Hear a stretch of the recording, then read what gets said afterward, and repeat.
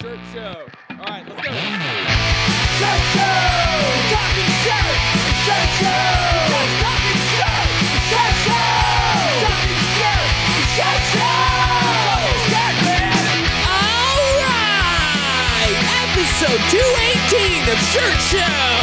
We're talking with Bruce and Steven from the Printhustlers podcast. Let's go! Hey there, handsome. Hey, bro. What's up? How are you? I'm sorry. I'm tardy. I apologize. Okay. It's It's understandable. It's a Wednesday morning. yeah, it's hump day, right? Mm-hmm. So how's it going? How is upstate? What's going on up there? Pretty good. Upstate's good. It's kind of a quiet time for sure. Some bippage. Not a whole lot to report. It's just been pretty normal. Yeah. What's going on there? What's going No on bippage? here? Are you busy? No, no bippage. Everything is the bippage is reversed bippage. It's just us then. It's Yeah. just What are we even talking about? everyone's leading us. Does anybody understand? No. So it's for us, because we're in. Some of our customers are school based, so Oh, because schools are about to start back up. exactly.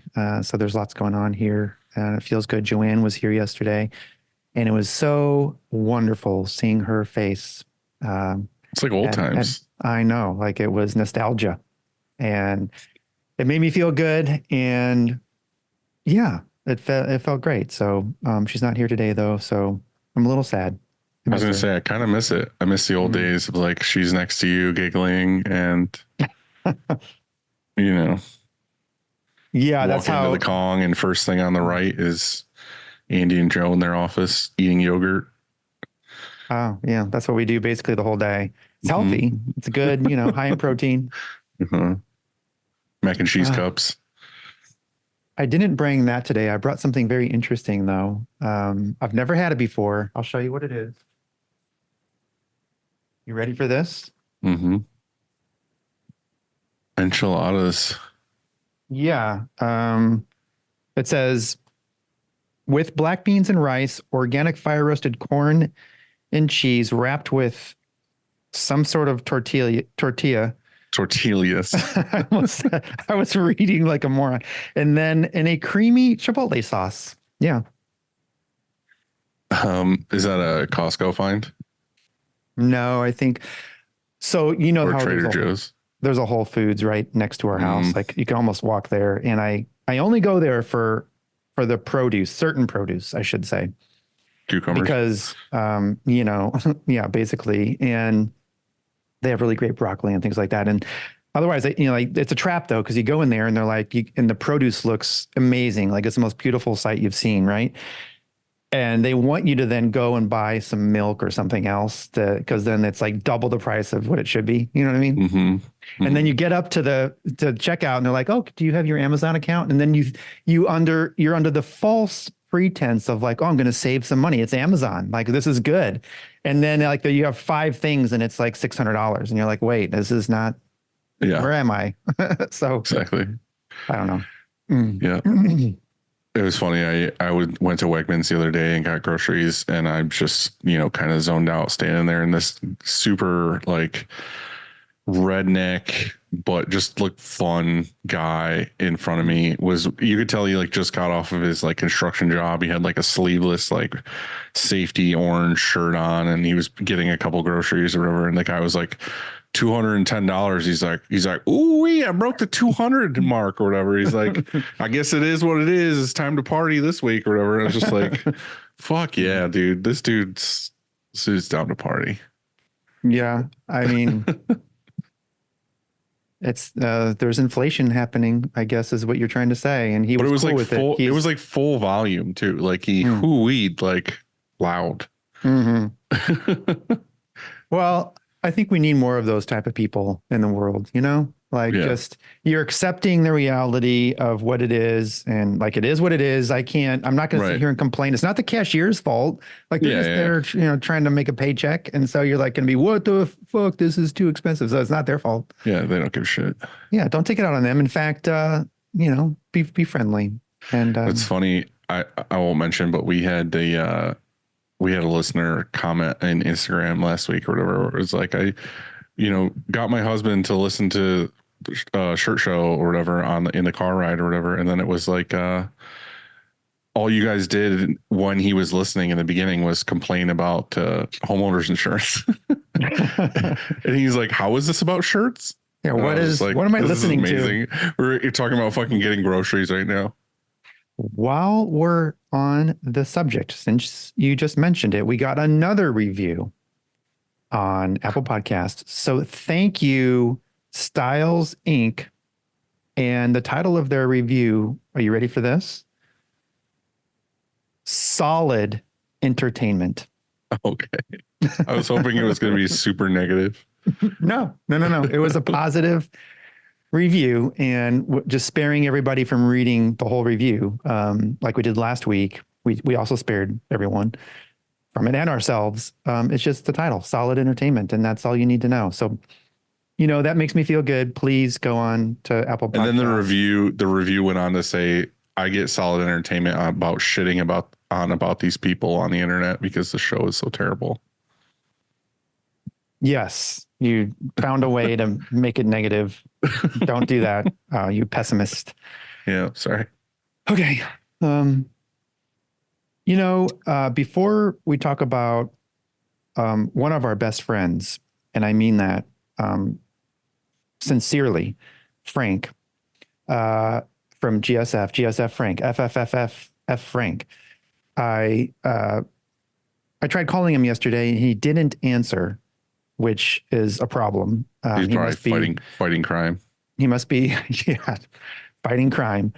The reason why I was calling him is because I walked past our screen pile, our torn mesh screen pile. So we have a pallet, and every time we tear a screen, whether it's by accident or the screen just decides to tear spontaneously, we put it on that pallet. And I know, since we just received some restretches back, I know the time frame, and so I know that it's been I calculated it, and it's been 6 weeks since we sent the pallet out to get restretched. So in 6 weeks, we popped 26 screens. And I was like, WTF, that seems like a lot, because I know that we pop generally on average a couple a week, and so, but when I did the math, that was 4 a week, a little over 4 a week. And that's almost like one every day. And that's expensive. Mm-hmm. And so we use thin thread on almost everything, and I understand that it's not as durable. And this is not Frank's problem. This is a Shirkong problem.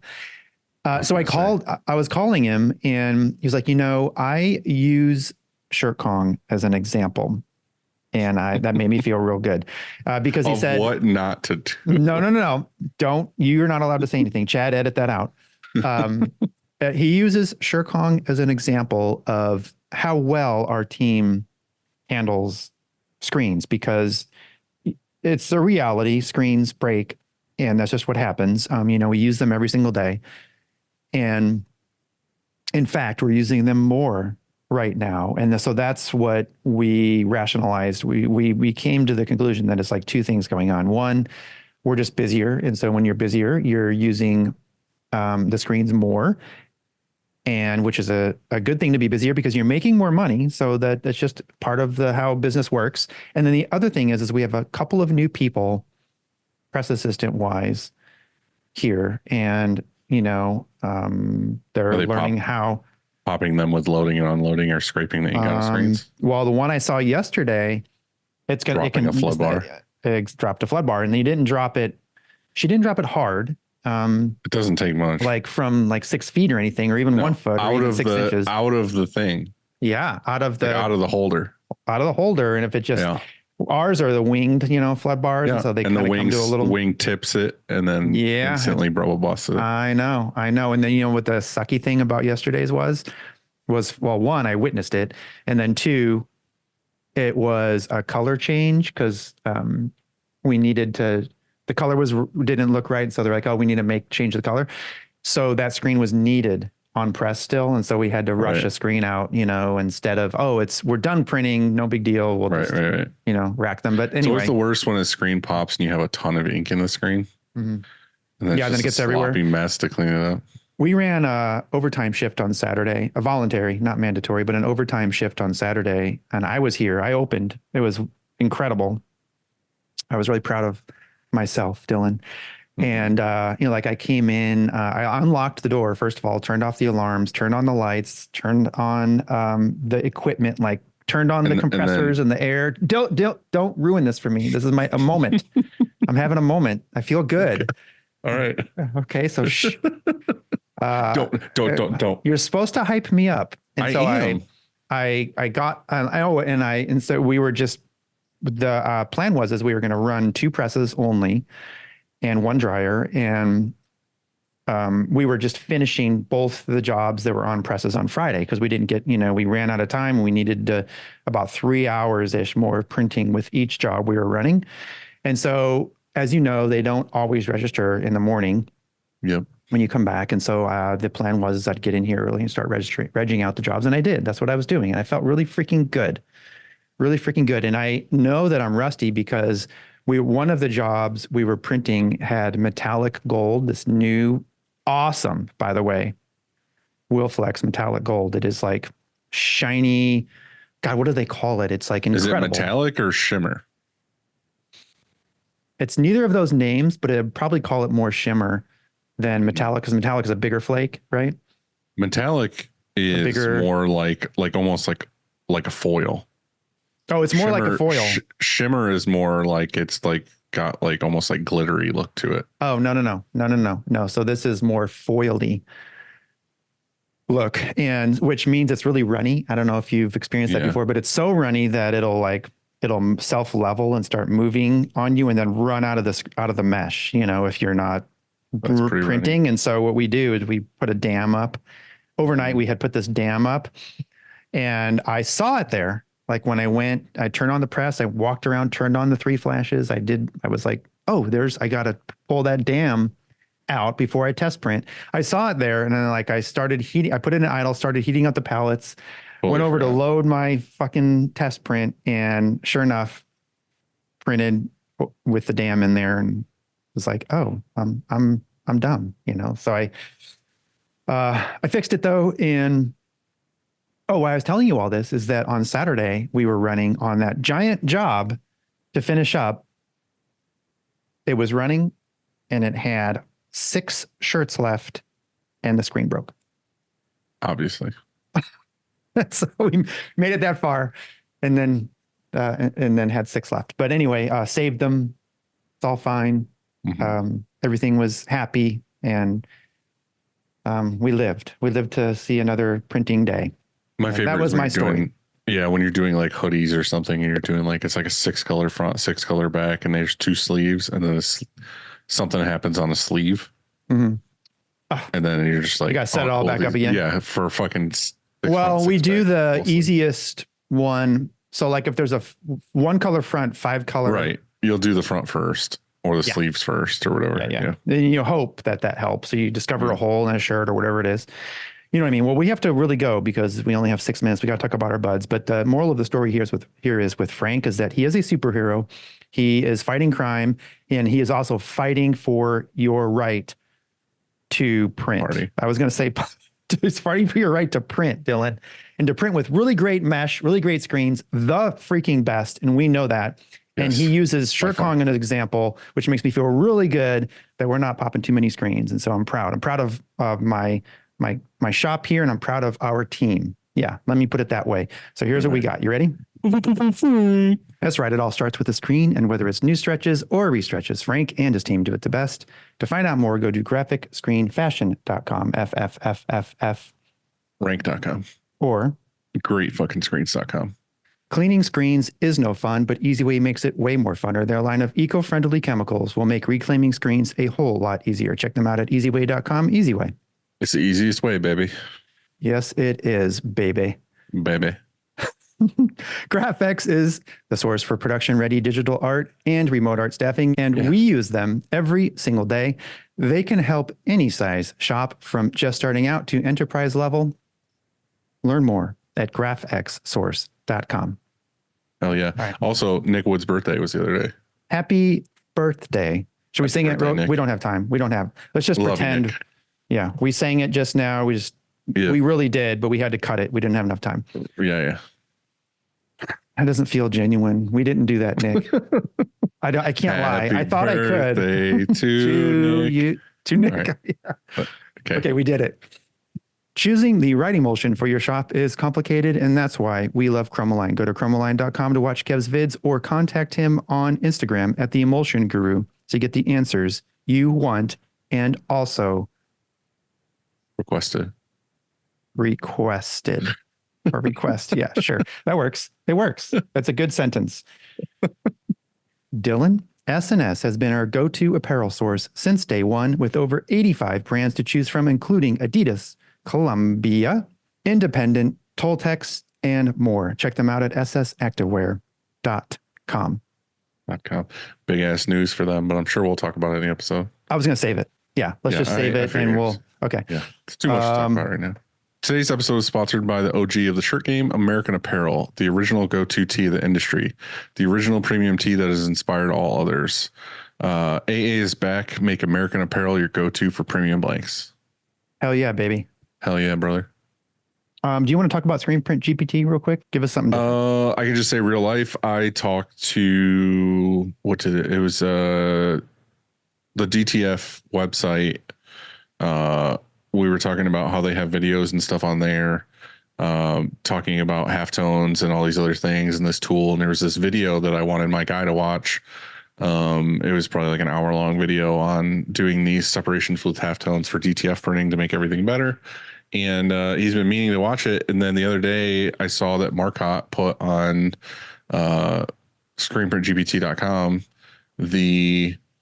basically the Photoshop plugin for doing that exact thing. Yeah. So I sent that to my guy and I said, hey, do this from Matt's website. It's going to help out a lot with the DTF stuff. So yeah, real life cause right there. I just kind of like sent it over to him, and Matt is putting up a bunch of amazing tools to help out all printers, and it's fucking free. So there's no excuse. FF, baby. FF, fucking free. Thank you, Matthew Michael. You seriously inspire us to be better. Yes, it does. What do we got today, bud? Dylan, my guy, you told me you like you. I know you want to. I give you what you want. I give you what you want. What my angel wants, my angel gets. Yeah, that's right. There it is. Dylan, my guy, we are chatting today with our buds over at Inktavo, Mr. Bruce Ackerman and Mr. Stephen Farrig. We were concerned if you guys would know how to do this or not, if your mics would work or your headphones would work. We're live? We are. We always are. All right. Yeah, live. It's live broadcasting across the world. Oh my gosh, that shirt, of course. Dylan, we should have done what we said we were going to do. Yeah, that would have been awful, but yeah. What were you going to do? Show up naked? Nothing. It's not worth bringing up. Nothing. Yeah, we don't want to.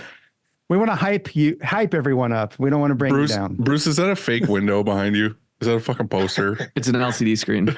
Yeah. Yeah. I'm just Bruce, in a green screen. Bruce, your mic ain't hitting.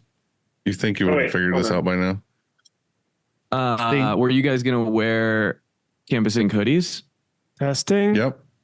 Yeah. Full Pooh Bear? No pants? You got it. No, you nailed it. You were right. I was going to make it a crop top. Bruce, let me hear your voice. Testing. Ooh, that's what we better? needed. Yeah, we like it. All right. You sound great. Sweet. It's more smooth. Staying with tradition, it would make Dylan and I so happy if Bruce, if you could lead us in today. What's up, Printhustlers? What's up, shirt showers? Welcome back. We've got an incredible episode this week. The Andy Rudman out of St. Louis, and followed by Dylan Gilligan's Island, straight out of New York-ish. Upstate New York. Farrig in Chicago. I'm Bruce from Printavo. Wow. What a crew, what a cast. Look, I'm just going to kick this off real quick here. Andy sent a wild text message 2 nights ago and said, hey, we got to all get on a pod and we got to talk about this topic. Andy, you want to carry us here? Great job, by the way. That makes me feel Such a hype man. I thought we would kick this off with SNS has merged or acquired Broder Brothers. What do you think about that? I think that our prices aren't going down because now there's less competition. I think it's interesting that Alpha Broder is a decorator as well. So does that mean SNS is a decorator? That was my first thought, honestly. Are we going to order Prime Line from SNS? I don't really order from Alpha Broder that much. So like, I guess it's cool that those brands are getting consolidated. But this is like, I mean, it just takes away competition. So I don't really care all that much. The Alpha Broder stuff of them printing didn't really bug me that much, but yeah, I think there's a lot of consolidation happening right now and companies going through the times. So I'm not surprised. What about you guys? Guess what? Guess how much revenue SNS and Alpha Broder will do together? Throw out a number. Wow. Okay. I knew Bruce would have the details on this. $1 million. That is an awful guess. Dylan? I don't know. Wait, I'm going to go at it. I'm going to go, Dylan, you go. 2 billion. Okay. I was going to go 1.5 billion. All right. So combined, allegedly 2023 revenue, this puts SNS revenue around 4 billion, a little bit more than 4 billion. Wow. Yeah. Damn. It's a lot. This year, which, you know, there's a lot of question marks as far as what Sandmars is, but I got to imagine it's comparable. Maybe not. I don't know. So wait, is that going to be their combined revenue? Will be Alpha and SNS combined will be 4? Yeah. So the other thing that I heard. That is so much though. Wait, can we like Yeah. Like that many blanks are being bought through now. Maybe they do a lot of other stuff up and down. I don't know obviously what the breakdown on Alpha Broder, right? The Prime Line stuff, I know Sandmar does a lot of like custom kind of things directly, more cut and sew wholesale to brands and so on. But $4 billion, it's a huge company. Yeah, I think that strategically, it's a great move for SNS. I mean, now they're going to have more distribution centers, so for a one-day ship, for example. I don't know which ones they close because there's probably some, overlap. But it's really interesting. I mean, this isn't the first acquisition for SNS. They've been doing this for 10 years, I guess. They've been acquiring different companies, and so they were just Chicago, if you can remember. It was just only Chicago a while back. They're from U of I. Too long ago. Yeah. U of I grads. Mm-hmm. Do you know that? They just had, when I started, it was just SNS in Lockport or Joliet or whatever. And then Bowling, they bought what? Eva and Americana. Yeah. Like the East and the West. And so I bet you when a decade ago, SNS might have only been $100 million company. I'm curious to know the growth. That's wild. Yeah. Does anyone know if SNS is privately owned? Like, how is it owned? Like, what's the ownership structure? Is it like this is private equity? I think it's private equity now. It didn't used to be. Yeah, like you said, it started out different, but I think it's private equity. It's my guess.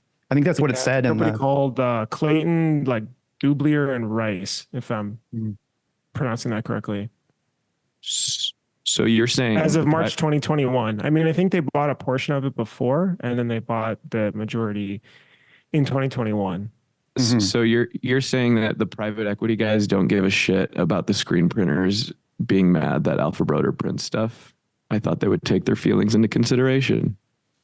Well, it would be interesting because when SNS bought, was it TSC Apparel or another regional, they sold off parts of it, like the parts that they didn't want. There was a brand, if I remember reading this, there was some sort of apparel brand that they were making. They didn't like it and they sold it to some other distributor. I don't know if they say they're like, what's all this equipment in here? Dylan, do you guys know about the Delta Apparel DTG to go stuff that happened?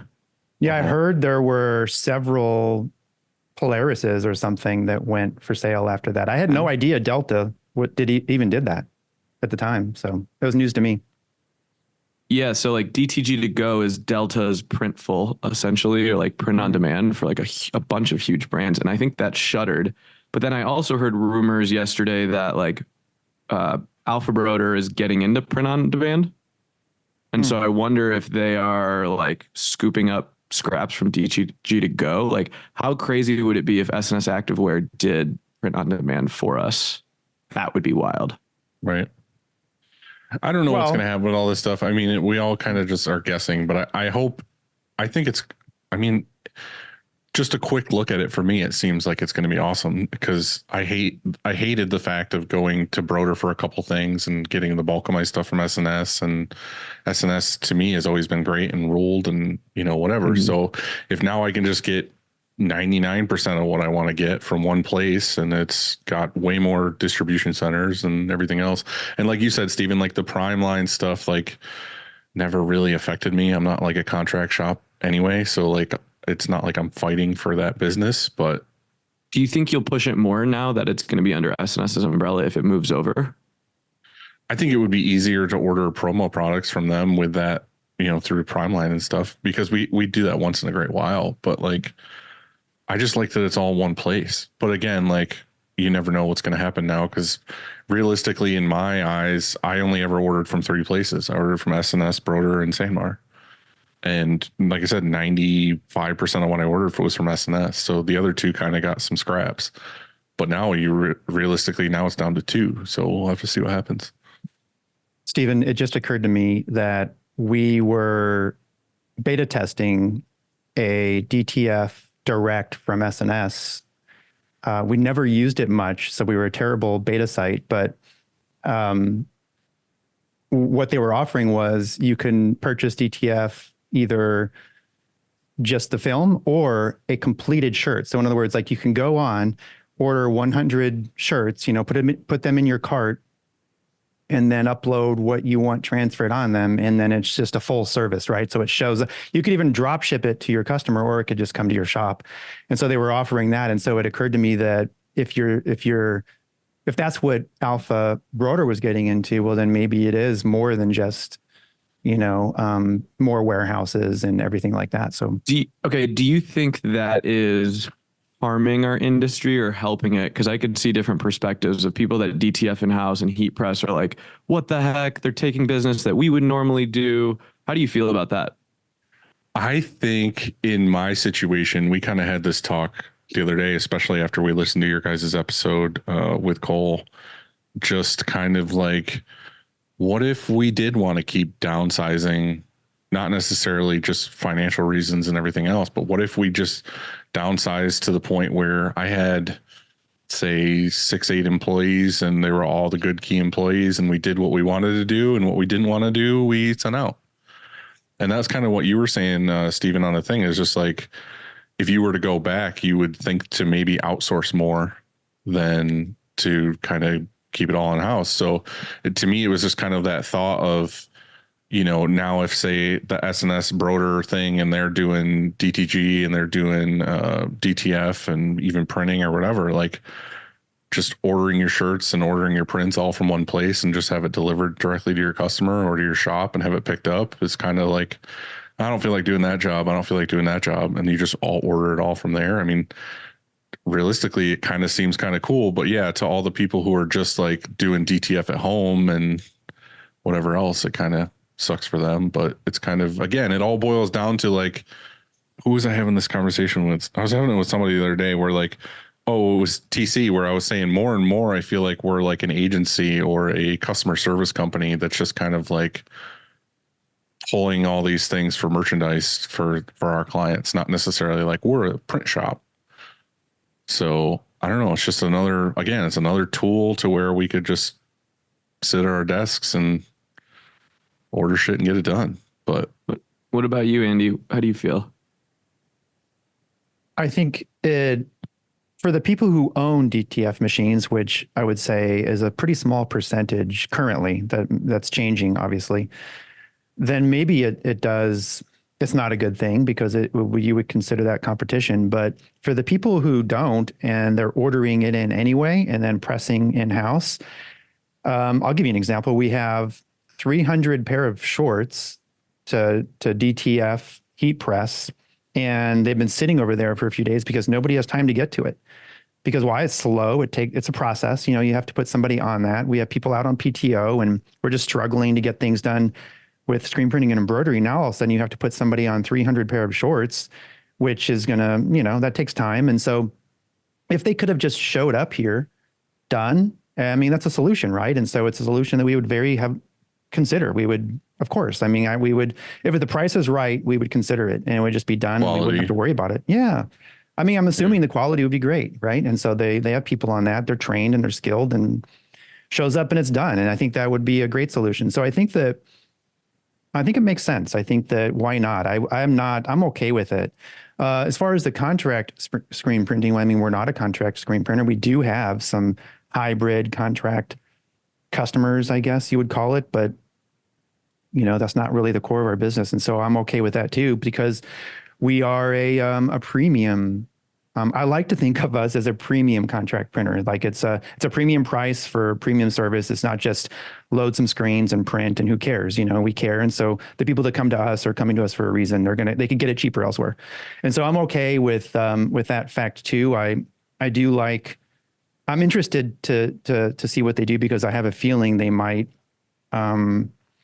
not do that anymore. I think that's a lot to take on. And why do they want to be in that game? You know what I'm saying? It's a weird, they're very, very good. SNS is, I consider the best at warehousing, pulling and shipping blank keys.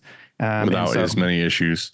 Yeah. So why complicate it and do a bunch of other things? Do just what you're good at. And that's what I'm all in on what we're good at here. And so I think that it complicates it to try and all of a sudden become a contract printer or not a contract printer. That's hard. But if you think about it, if it was your job, Andy, so I bought a Roland VG540 sticker banner printer, and then we discovered Sign 365 and B2 Sign and, you know, Sticker Mule or whatever. So like that machine collects dust. I don't regret buying it because we still use it. But so I think like if you have a DTF machine and the service is out there, it would still be smart to try it out because then you could focus on sales and not hiring people and being able to do that. If it was your job to go into SNS and design a system, all right, Bruce, I'll ask you this, to say, hey, you know, if Dylan from Upstate wants to order 24 shirts with a DTF print on it, write out the process. It doesn't seem that complicated. DTF prints come out, they meet the shirts, they get heat pressed, put in a box. It's like, it just takes an extra day. Feels like it could be a really easy value add for them to do. I don't know. Yeah. It doesn't seem super. Now, if it was ship it individually, okay, now you're a fulfillment center and those kind of things. But like slapping, you know, DTF prints on a shirt and shipping them out, I feel like they do harder things than that. Doesn't seem that hard.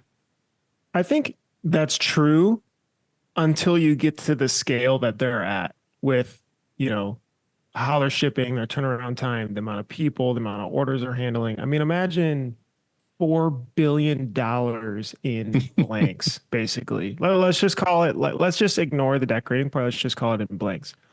Like how many blank shirts is that picked, packed, you know, shipped out, you know, all the logistics around it, the warehousing, like the scale to get it quickly to wherever you're at and be able to route the orders correctly. My mind explodes even thinking about, I mean, have you seen that AS Color video that guy did on YouTube where they toured AS Color's facility?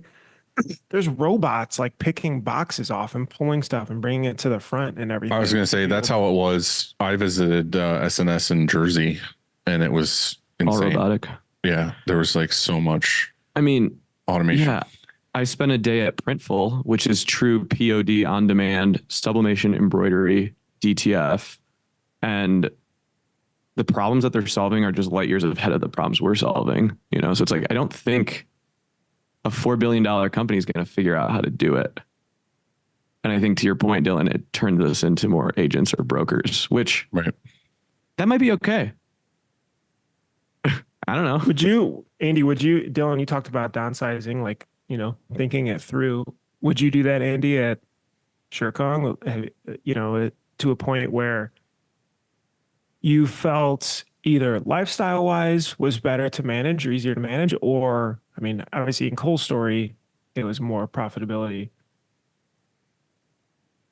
You're saying downsizing, screen printing, and growing, just outsourcing just, a DT. yeah, outsourcing more. Just I'll just say it more in general, and then obviously you could pick what the shorts have been sitting there. I'm sure there's other things that are sitting there, or things that you don't want to do, or larger stuff that ties stuff up for too long, or. I don't know. That's an interesting question. I think that Or people, I think that's the other problem too, is like managing more and more people. Yeah. Is a difficult exercise. And like I'm not downsizing. I'm just saying, like, the thought of it more and more with the way things are changing. And that was the discussion I had with TC the other day. It was just kind of like things are changing so rapidly now than they ever have. Like, being a screen printer for 15 years, it was kind of autopilot for the most part. It was like, this is the formula to like get a customer, print the shirt, send it out. I feel like the last 5 years has all been like, all right, I'm going to pivot to doing this kind of outbound. Okay, I'm going to pivot to now we're doing DTF. And okay, now we're going to do, Right. send this. It's like, it's every other fucking 6 months we're thinking of a new strategy to run this business. I think the mindset shift is, we sometimes scale our businesses up to the peaks and the valleys. Like, if you looked at the industry 5 years ago, when we hit a peak, we went out and bought more equipment and hired more people. Go to the trade show, I'm slammed, I need to buy a new press, I need to buy more embroidery machines, whatever. And then the valleys hit and we're like, oh crap, we can't afford to have this. Shoot, I probably should have scaled back and outsourced, right? Now, we still want those peaks of business, but we're not going out and buying more stuff. We're just finding other solutions. So we're like running our business to the valleys so that when the peaks hit, that's gravy versus a stressful time. And I think For sure. that's the mindset shift that the industry is taking, which sucks for the equipment manufacturers right now. I would not want to be them. Yeah. Which I think ties into, sorry, Andy, I didn't mean to cut you off there, but I thought that needed to be said before it kind of went into what you wanted to talk about today. Like, basically that leads into, at what point do you fight the game and then you figure out, hey, this is what I want to do? So you want to tie into that? Yeah, I think, like, honestly, we could make just this discussion about SNS an entire episode. Like, we're already halfway in. It's like there's just so much to say about it, and there's so much to speculate. It's a very interesting move, and I think it really does affect our industry. I mean, Steven said a minute ago about prices, and so what is that? It's not a monopoly, but there are fewer and fewer distributors, and so I think that there are benefits to it, but it's fascinating, and we could really just probably keep going for a half hour. But if you wanted to talk about, I'm just glad it was them. You know what I mean? I'm glad it's them that's growing. The good guy, they're all great people. San Martin, SNS, I have a great amount of respect for both companies, but like SNS does do things a little different. They still run that company like a family business, or at least it feels like it. So like, I'm genuinely happy that it was them that way, rather than, Alpha acquiring SNS. Right. I'm with you, Dylan. I would have revolted. What do you got, Andy? Yeah, I guess my thought is, what is an exit plan? Should you have one? And do you have one? And for the longest time, I guess I knew sort of what an exit plan was. I didn't know all of the different options or anything, but I knew sort of what one was. I probably should have had one. I think it's responsible. It's a responsible thing to do. Like, if I were to get hit by a bus, then what happens? I mean, you explode. Besides that, what happens to this place? And so I think if you have an exit plan in place, well, then you could have legacy, and your team could continue to exist. The place could continue to exist. And so, yeah, you probably should have an exit plan. I didn't have one, though. I still don't. And so I'm wrestling with that. And it only is because, well, one, I had another birthday, and two, I was in a mess with my back, and it gave me new perspective, and it made me start really considering what happens after this place if that ever happens. Like, should I walk away? At what point do I walk away? Do you walk away when your trajectory is up, or do you walk away when it's down? I think we know the answer to that. I mean, it's just a difficult time. And so I have a lot of respect for people who have gone through this and who have made the decision to decide to sell, and whether it's because of burnout or I mean, whatever their reason is, I have a lot of respect, because I think another component of this is that afterwards, who are you? What is emotionally, mentally, like, what are you? What do you do? Do you just like putz around in your lawn and cut the grass every single day? Dylan, you could cut Sounds the grass amazing. every single day. I'm struggling that every day. So the question I have is, why do you think, and this could be more of a small business owners, but why do you think our type of companies, small business owners, especially in this industry, do not have an exit plan? I guess it's so fucking DIY from the beginning. And it's most of the people who want to get into it are punk kids that were in a band that started a business, and then they get to, and this is me. Like, I don't want to say I wasn't much of anything before this, but like, I didn't have a plan. Like, I went to college and dropped out because I had already started merch buttons, and I was like, fuck this place. All these kids want to do is draw anime all day. Like, I don't want to do that. And then I just started this company, and like ever since then, it's kind of grown the way I want it to. And it's like my identity now. And it's like, it's what I love to do. So like, I don't ever want to see that end. I don't want to think now like, oh, I got this thing. Let's figure out how to get the fuck out of it. I wonder if an exit plan isn't necessarily getting out of it though either. Or like, what do you guys think? Like, is it stepping away, or is there other potential options? I'm sure there's other options. I think what Dylan said though is like, we identify with our businesses so closely that we don't even understand or fathom what exit means. Yeah. It's like, I've done this. This is my life. I've rebelled to create this company. It's serving me. Exit? Like, what?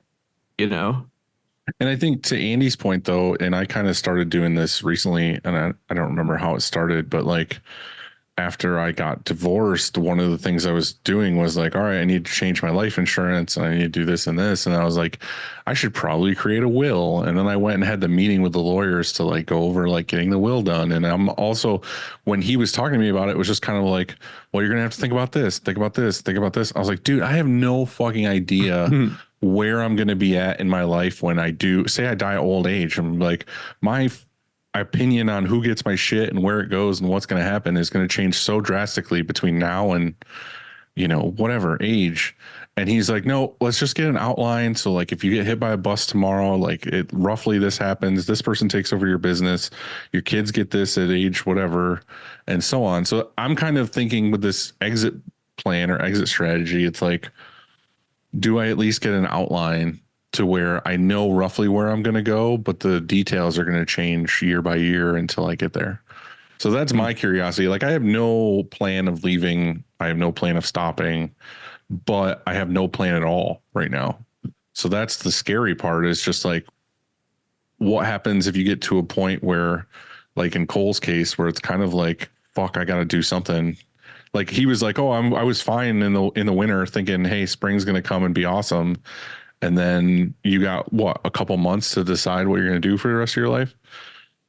So I don't necessarily want that to happen. I want to have somewhat of a plan in place to where when I'm ready, I can be like, all right, this is what I got to do. This is who I got to contact, whatever.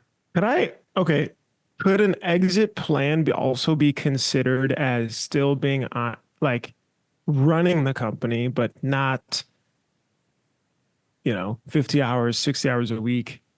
I think yes and no. I think that, you and I have talked before about that Andrew Wilkinson episode. I think it was, right? Did I say his name? And, he's an advocate of hiring a CEO. He has like 25 companies or whatever, and hire a CEO to run that company. And they report to him once a quarter or whatever it is. But still, do you think it's possible, like Dylan, Steven, I mean, do you think it's possible to not wake up in the morning and still think about your business, unless you're truly exited. If you have somebody running it, do you still have that weight? Are you still carrying that business around in the back of your mind? Like, can you truly detach? That's a good question, I actually. I wonder if the question that you think about is like, all right, if I think longer term, so you talked about your back, right? So going through that has really sparked some thoughts around this. You talked about, your birthday and stuff. And maybe that thought was, okay, in 5 years or 10 years, whatever the time frame is, what do I want my life to look like, work-wise and personally? And what do I want to be spending my time on during the day? And maybe that's sort of this mystical North Star in a way that backs into it. And maybe that's quote unquote, exit. What were you saying, Steven? I think as long as you have some ownership stake, you're going to have interest, right? So like Andy, I think what you're saying is if I hire a CEO tomorrow to run or a president to run ShirtKong and I take a 6-month vacation, it's still in the back of my head. How's everything going? How's it going to do? Is it better if I'm there? Like, is that what you're saying? Yeah, I mean, because what happens if a year down the road, because you went off and on the Appalachian Trail, you come back to a shell of the company it was. Let's say somebody, whoever you hired, it's half, for whatever reason, it's crashed. Like some employees leave because they're like, oh, this guy sucks, or you lose some customers, and now you've got to come rescue this thing that you had built. Is it better? Is that okay? Because there's that risk, right? But you're also de-risking your life a little bit too by like getting yourself out of it. So like, yeah, anything can go to zero, but wouldn't you be wise enough to set up a board and a structure and like, essentially you're just a stakeholder of this company. I mean, isn't that what some of the biggest, the guys that own the most, like Andrew Wilkinson, right? Like, I'm sure he has some that struggle and some that do poorly and some that do well, but like now he's a business coach and advisor, not an operator. So it's like, wouldn't it just be more fun to be an operator or a coach, or like consult for your own company rather than actually operate day to day? I think the hard part is that we start this business with dreams and goals, and this is where I would like to be, and I'm going to fight tooth and nail and 24/7 and weekends and all this other stuff to like get to that goal.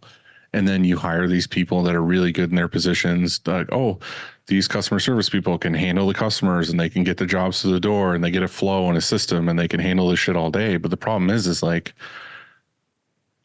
without, I don't want to say without me, but like without me, the person who started the company and wants to get to this goal, I feel like everyone's on autopilot. Like, I feel like everyone who works here is doing their job. Customers are coming in, things are going, but there's no fight to like grow anything or get new customers or maybe try a new avenue. Like, oh, we're going to do live printing now, or we're going to try this thing, or we're going to try this thing and fail and, or succeed or whatever. I feel like it's just autopilot.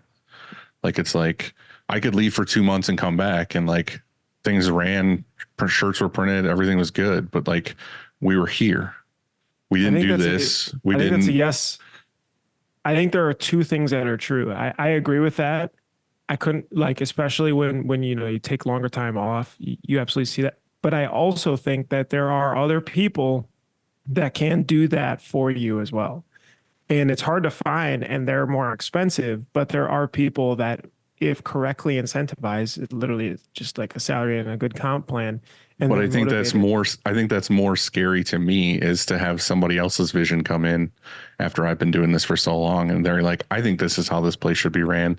And I want to take these risks, and, oh, we're going to go try to do, oh, what would be a great idea is it's like I went and did a Shark Tank thing at a college for all these kids, and they had to start a clothing line, and the thing was that it was going to do this and whatever, and every single one of them was like, oh, we're going to buy a massive warehouse and we're going to get 100 DTG machines and all this other stuff. And the whole time I'm like fucking grabbing my head and shit. I'm like, this is the worst plan ever.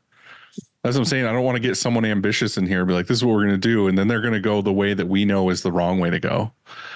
And it's just like, I don't know. Like, I don't want to say it's my decision or my plan or my dream or nothing, but I don't want to say it's my decision or my plan or my dream or nothing, but I don't want to say it's my decision or my plan or my dream or nothing, but I don't want to say it's my decision or my plan or my dream or nothing, but I don't want to say it's my decision or my plan or my dream or nothing, but I don't want to say it's my decision or my plan or my dream or nothing, but I guess think the that's question, I mean, if we looked at Shirt Kong and Upstate from a leadership structure, you guys are like head captain, president, CEO, chief financial officer. Like you make every big decision and everyone kind of has to follow your suit, right? And so until there is a true leader there that's not you, are you surprised?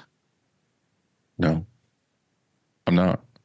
But I don't ever see me getting to that point where I have another me unless I am leaving. But couldn't you say, you got the business to a point where it's generating a ton of cash and then you're just overpaying for great leadership? Yeah. You're hiring 6-figure employees as a your CFO or your head of sales or your head of marketing, like seasoned execs. I just think my goal is, again, like the whole exit strategy thing is like, I want to see out my dream or my plan for this company of what I wanted to be or do. And then I'd be like, I can just go start a lawn service now.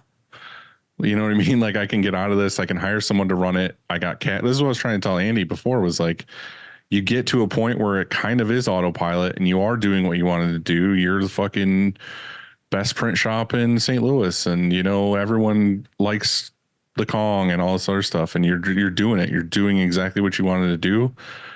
Why not just have somebody run the place and then you go do what it is you want to do in life, and then it just runs. You don't need to go up anymore. You don't need to go down. You're just kind of doing your thing. You're good with this. Flat is fine. Dylan, is this a product of potentially your age?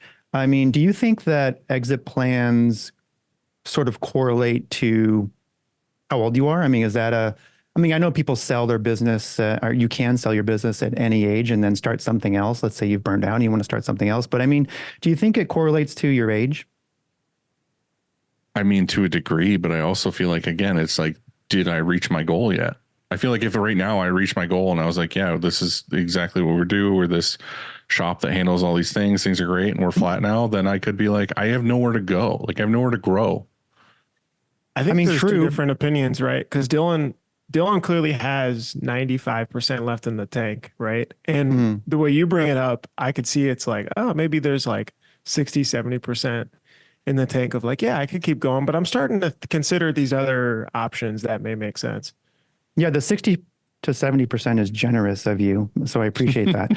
But I was trying to be nice. But I think what you're saying, Andy, is would you rather start thinking about it now, whether you're 95, 5, 60, or 20? Would you rather start thinking about it now, Yes. have everything in place so that Like a when business that day, plan, but a business at that plan, point, yeah. when that comes, these are the 5 things I got to look for. Go ahead. Because your business may not even be sellable. It's not in a position where you could even sell it. And if you want to get it to where it could be sold, does that take 6 months, a year, 3 years? Like what kind of processes and management and all that sort of stuff do you have in place? And if you don't have any of that, well, then you better get going on that. And so I think that, Dylan, I think you would sell your business. I could be wrong, but if somebody walked in to Upstate Merch right now while we're on this podcast and into your office and had a checkbook out and said, hey, I will, like, what is the number I have to write on this check to buy Upstate Merch? Do you have a number, or is it always a no? Like, this is my thing. Right now it would be a no matter the number. No way. Matter the number. No way. Bullshit. You can say bullshit. I smell bullshit. I can defuse. 50 million. What am I going to do? What am I going to do with $50 million? You go mow lawns. You just said it. Yeah, but then I'll be fucking bored. The rest of the lawn takes a week or two to start fucking another grow. shop. What am I going to do for a week and a half? You buy all the autos you want. Why the fuck would I start over? That sucks dick. I don't want to do that. You would. Okay, so what you guys don't get is, like, regardless of the money, I enjoy waking up in the morning, going for a walk at the lake. No, you don't, Dylan. But say you'll do hanging it. out here, and my fucking core friends. You're miserable like the rest of us, Dylan. No, Admit I'm it. not. I'm happy doing this every day. Dylan, I think, okay, in our world of like the investors and venture capital, they call it a life-changing experience. Like what's eventually if I sold Campus Inc., what's the life-changing amount? And I think for you, this is the first time we asked you, what's the life-changing amount of money that you would sell your business for? He said greater than 50. I don't. Okay, it's $50 million, right? Fine. Maybe it's $1 million. Maybe it's $500,000. Maybe you actually don't get any money up front, but you get 20 grand a month for the next. I want the win for life ticket where I get whatever it is, $1,000 a week for life or whatever the hell that. But honestly, those are earnouts, right? Like if you got the right acquirer, they could buy the company for $2 million and give you 10 grand a month for the next 15 years, whatever. Like there's tons of ways to structure it. It's just the thing is like, even the thought, like, for example, next week, me and Christina are going to try to go on like some kind of vacation. And the biggest struggle we're having isn't that we don't have the money to go. Like we have the money to go. We have the means. We can fucking travel anywhere in the world. But my biggest concern is like, what are we going to do? Like, I'm going to be so bored. Like if we're like, oh, let's just go to the beach for 5 days. It's like, I will be bored out of my fucking skull. Like, we could write an itinerary for you where you go. I'm just saying, like, I like this. Like, the amount of money to spend is where I am now, what I'm doing. Like, I have money, I have savings, I have things going on. I'm good financially, and I choose to fucking wear Old Navy shorts, a beat up Upstate shirt, Vans, and coming to work and fucking shooting the shit with my friends and playing video games tonight. Like, what I'm hearing, that's my choice. What I'm hearing is that you're really happy and content, and that makes me happy for you. But also that there isn't really, I think that you like what you do. One of your hobbies happens to be being an entrepreneur, owning a screen printing business. It's something you like doing.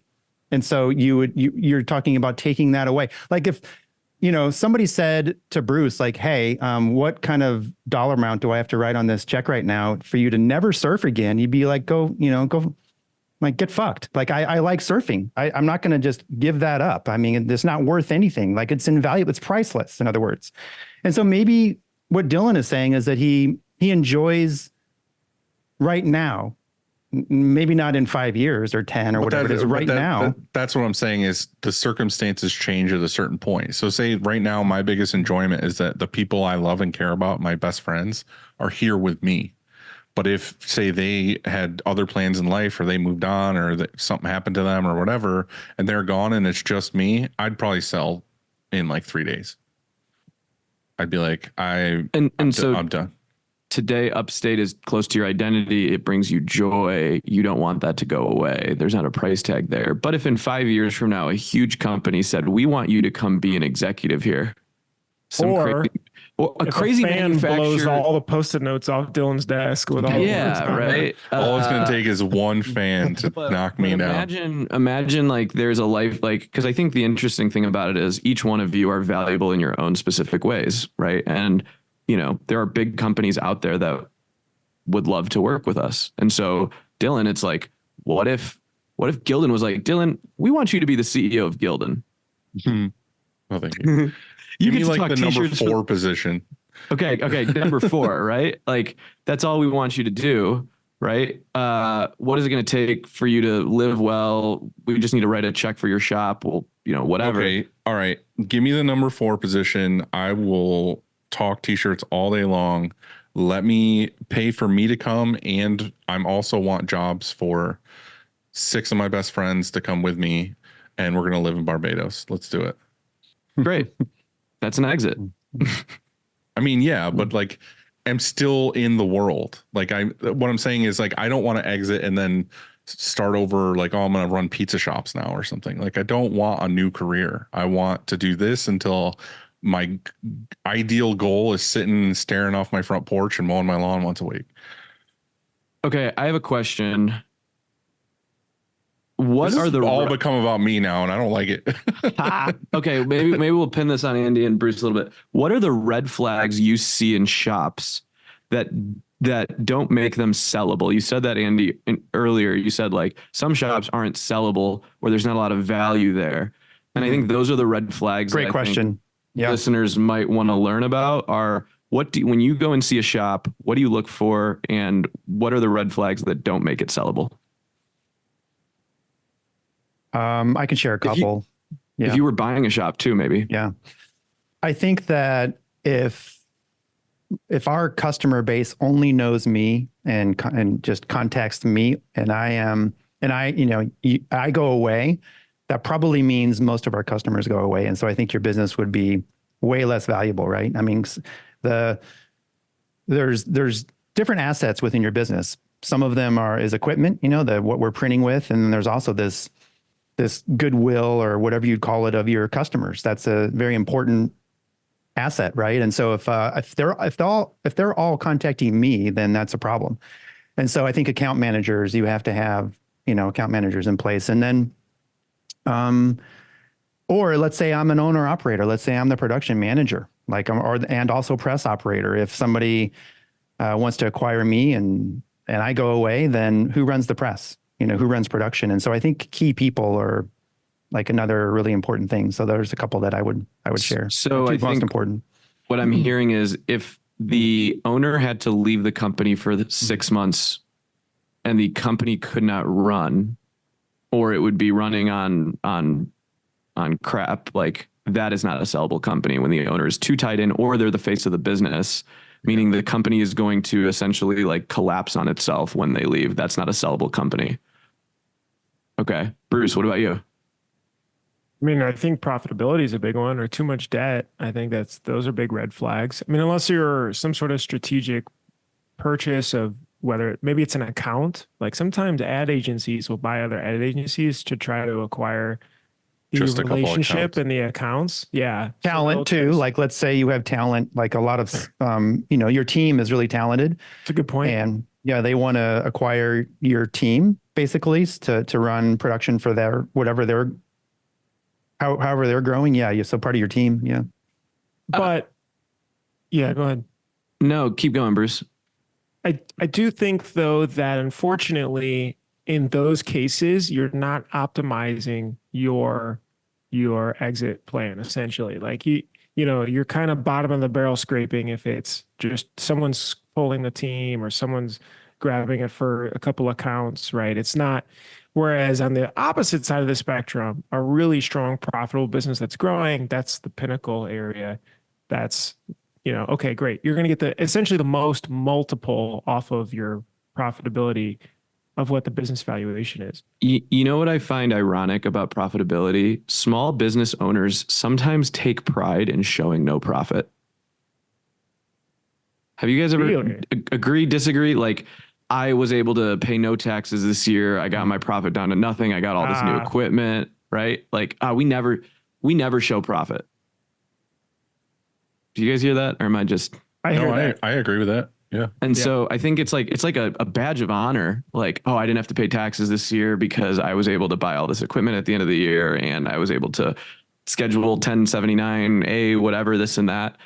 I used to have two business partners. Now I have one. And this is where they differed in opinion, where it's like, make profit, pay the taxes, put that in the bank and do it again.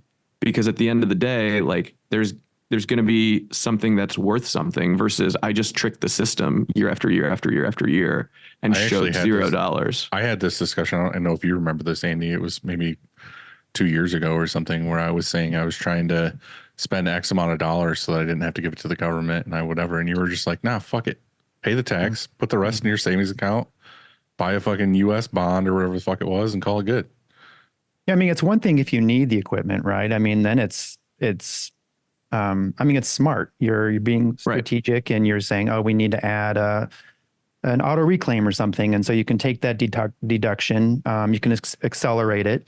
But what you have to also consider is that when you've depreciated that equipment to nothing, when you do go sell your business and you sell it as an asset sale, then all of a sudden it's a cap gain. And so you're going to have to pay taxes on it anyway.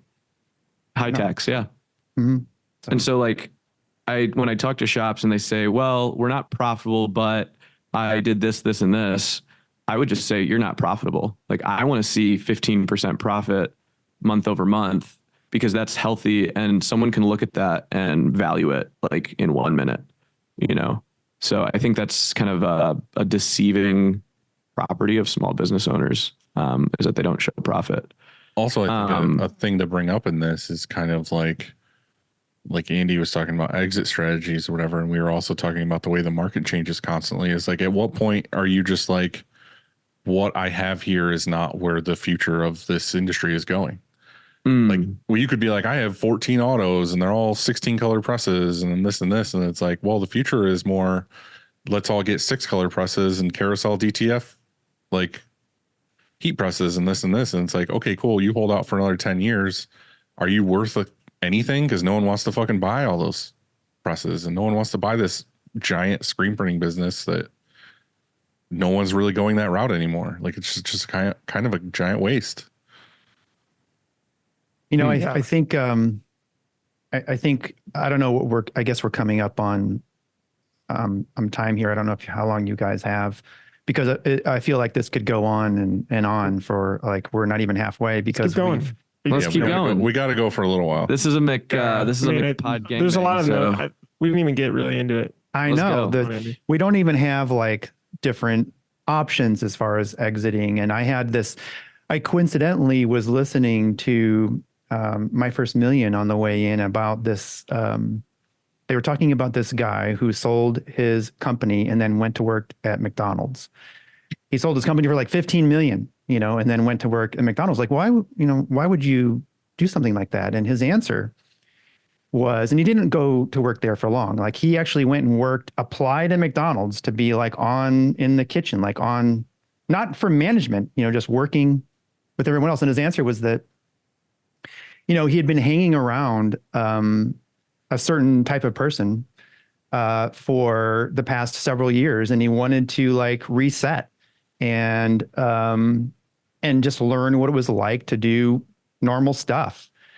And he missed that, and so he went and did the normal thing, and it taught him a lot. And so I super respect that. It'd be so wild. So like, just something to consider was like, what do you do after? And so let's say I sold Shirt Kong tomorrow. Where do I think it's a great idea to reset. Just go do something basic, and not to try and diminish what those roles are, because that's important stuff too. There's just a lot to learn. Like, you can learn a whole lot of what you want to do next by just going and working for somebody else. It doesn't mean that you have to go start this next business, if that makes sense. It's funny. I literally thought this yesterday. Like, I took the kids to Roadhouse and we had steaks and then we went and saw movies, and it was like, I was like, how cool would it be to like moonlight as like a bartender? Just to like, because I've just done this for 18 years now. Like, how cool would it be to be like, I'm a bartender and you're that old wise bartender who people come and talk to you about things. And I've always thought too of like, I would love to learn how to weld and then like do fun projects on the side, like welding, or like just doing something else like on the side. I even thought about Uber. I was like, I'll just go drive Uber to like at nights on weeknights when I'm bored and alone. I can just like drive people around and then just like hear crazy stories and shit. Like, Bruce, if we could ask you, you had an exit. You're obviously still involved in some capacity, but you're starting to live, you're starting this like next chapter of your life. Could you talk about mentally what you went through, what you're thinking about? I mean, I think it's really interesting. There's a lot to unpack there. I think Dylan mentioned having an identity to the business. That's a very difficult thing to overcome. When your middle name is it on Facebook? You probably that doesn't help. Okay. But there's, when the company is being ran by someone else, it's not your company anymore. And so that's like a very difficult thing to get used to, and to be able to step back and not make those decisions, or not step in and, try to redirect the boat a different way, because you cause friction that way, right? It's not your thing. Like, you exchanged money or incentives or whatever it is for the ownership of that company. So that part's over. And then I think the second phase is definitely a urge to like jump and try to do something. So whether that's, start something again, go, do something else. Like, I think we've all been successful here from being a doer, right? Like, that's how you pick stuff up, you do it, you assemble, you do what you have to do. But I do kind of challenge that as a way, as a thing of like, okay, that's the momentum that we've had for so many years of just doing and doing, but is that what you have to do? Like, do you need to let that momentum drive your next decision? Or can you really be able to take 6 months and just cool off? Like, like do Andy one-way tickets, somewhere or like get really into a hobby or there are other stuff that you will figure out. And I think the last part is being okay, being a little bit bored for a bit. There's this interesting Hormozy quote that's your life is in chapters and chapters like start, there's a story to it and then they end. And then there's another chapter. And so maybe this part of the chapter, for someone who's like, all right, I want to switch or I want to try something else is a bartender or being a bit more bored or getting into, whatever you want to be able to do and letting that type of, letting that fester. And then I'm sure the chapter will come to an end and then you move on. But that's been the adjustment, at least for me personally, and just being a little bit better about letting that flow happen versus trying to force it with that momentum from before. Like you're kind of letting life happen to you rather than like you planning for the next thing. Right. Anyways. Because it's not, everyone here and probably listening to this is going against the grain of a societal, what you're supposed to do anyway. Like, you're supposed to go to school, you're supposed to go work for a company, then you're supposed to work at the company for a long time, then you're supposed to retire when you're 65 and have kids and so on. Well, guess what? Like, you already bended that mold and you took a hard to left turn and like said, I'm going to start, a print shop or I'm going to, spearhead NIL or I'm going to do like all these other things. And you're already doing that. So you don't also have to, let's say you sold the thing or whatever happened. You also don't have to go to what you feel, your gut is supposed to saying. And that's why I think it's good to just let things simmer for a while. But I didn't have a plan in place. For me, it was more when I was starting to get tired, a little more burnt out is when I started to have these talks similar, I think to like what Andy, I'm getting a sense of, but I wish that I started to think about this at about 1 million in revenue. I think like that's the trigger. I think at about 1 million in revenue, it's like, all right, you've shown that there's some sort of business, you're meeting you have a product or service people want, you've got people that you're paying for, things are going well. And I think that's the marker. I'm curious if you guys think that's too soon or too late as far as maybe in 10 years I'd want, and you write it down, but maybe in 10 years, like this is what I want my day to day. Like I want to be working 3 hours a day. I want to be 3 days a week or whatever it is. And just have a sense of it. It's hard to follow it, but that goes back to what I was saying earlier is like, what is the plan? Like, and I think that's what we need to kind of reel this in a little bit too, is like, what is, from our knowledge, what is the actual thing that we need to do? Like, how do we start an exit plan? And like you said, Bruce, say it's $1 million. You're like, okay, this is a real business that this can actually work.